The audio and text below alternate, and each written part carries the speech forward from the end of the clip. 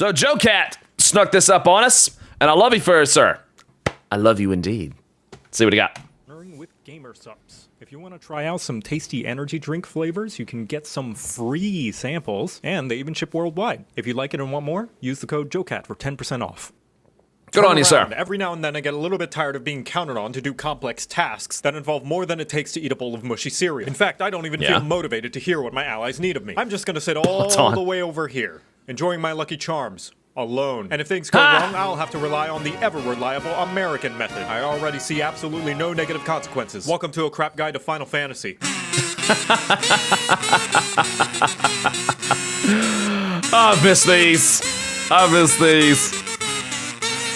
I'm sick of having to dodge so many up-close AoEs. The boss keeps doing them, and I have to keep moving away to avoid getting splatted. And then I have to resort to the equivalent of throwing marshmallows that will scratch the enemy about as hard as a massage therapist. I say again, give monks a Hadouken or a rock throw. Jesus! It's with germophobia. I'm trying to beat them into submission, not soften their tenders. What's that I hear you say? There's an option to give me the ability to do max deeps even when I'm disconnected from the boss like an internet provider out in the Matt, a monk does not have Hadouken. It's Hadouken.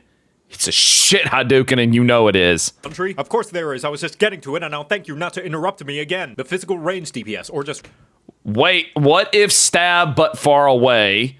Mandatory fancy hat, naturally. Mandatory legs. Speed! Support and disguise. Yes, a little bit. Coolest limit break animations. Don't at me. Yeah, you're right.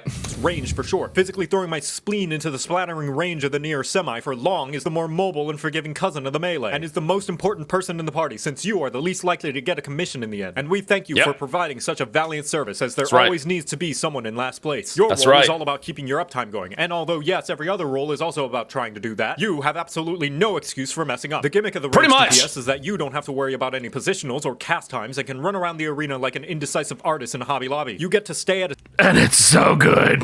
It's so freaking good. safe distance, and if there's ever a pissy puddle underneath your feet, moving out of the way won't risk you doing suboptimal damage. So what's the catch? Nobody gets off scot-free in this game, as all roles have their stonks and stinks. Tanks have the responsibility of dancing with the boss. Healers have to share gear models with the magic DPS that have been died. No. What was that? Tank Dang it. damage. So what's the catch? Nobody gets off scot-free in this game, as all roles have their stonks. HP for days. God, yeah.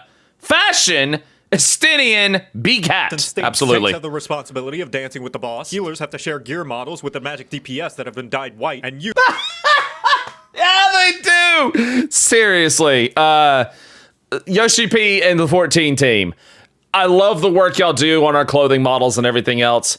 Could we please get some different models to differentiate healers and magic DPS? Like, come on, man. Come on. Come on. You will have to suffer the nail-pulling drawback known as the range tax. To balance for the fact that you have nearly no limitations on your mobility, your damage will be, on average, slightly less than both the melee and magic DPS jobs. And hell, sometimes even some tanks with their openers that'll put down bosses faster than PETA when it finds a stray. The range tax, although real, will make a tiny droplet of difference in the grand scheme of things, and if you pick a range job and feel as though you're being outdone by your peers, odds are you were probably doing badly anyway, and the reason you have trouble jumping over that hurdle was just because your toes were too big and floppy that you would have tripped over every single one so badly anyway. Discovery Channel would decide to make a show about whether or not you're real. Let me summarize. If you do bad, it's a skill issue. Nevertheless, the same rules as any role applies in the fact that you should stay out of the piss puddles wherever possible. Even more so, considering you're wearing Heelys and by all rights should be able to avoid any and every possible pretty much smelling at the party, which is important because the healers only have so much nasal tolerance. Hey! Every possible puddle and be the nicest smelling at the party, which is important. Hey, it's Y-Mage.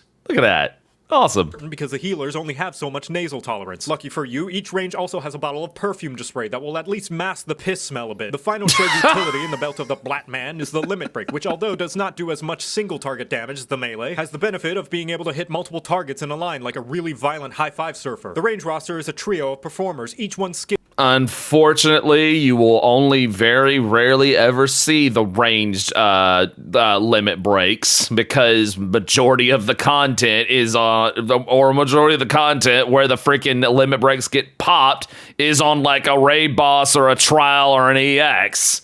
Rarely ever done on groups, but when it does happen, as Allison says, but when it does happen, it's awesome because melee takes priority, and you're absolutely right. And they should do something about that. Just saying. Skilled in a different charismatic art, and each one a different flavor of slutty. First is the bard. That's the harlot. Harp. Also, your harp is your harp, because with this job, you get a bunch of instruments you can play, including these obnoxiously loud drums.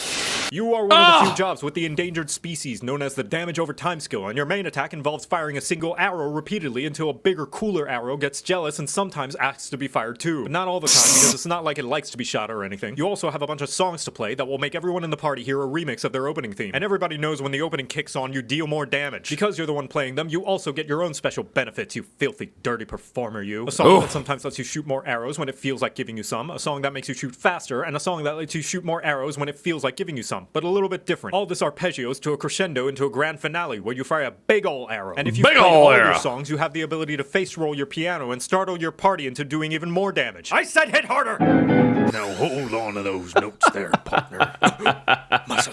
For the machinist's main attack, it uses a gun. The most selfish of the range classes, where the name of the game is is labeled on a box called Your Doom being shipped to the enemy at terminal velocity. That's right. What you sacrifice in party buffs, you make up for in big having 3 giant bullets and a bunch of smaller Oh, and when that saw blades hit after you buff it for the crit.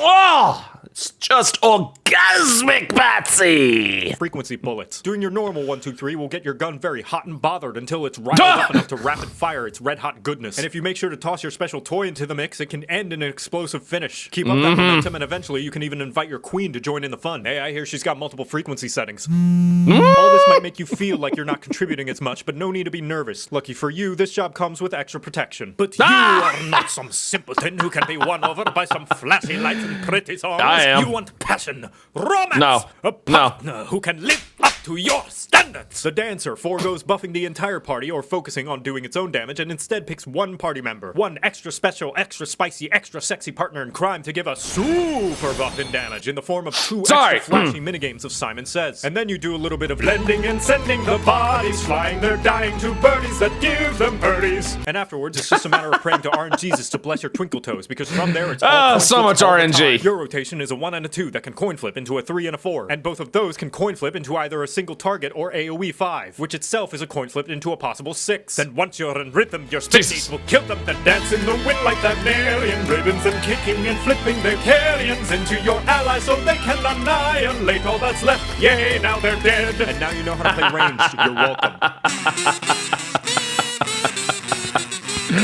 Beautiful, darling. Beautiful. Wunderbar, as always, Jocat. Good freaking God. Dancer's rotation still makes me go cross-eyed. It really does. There's so much RNG. That's why I play Machinist, because I'm simple.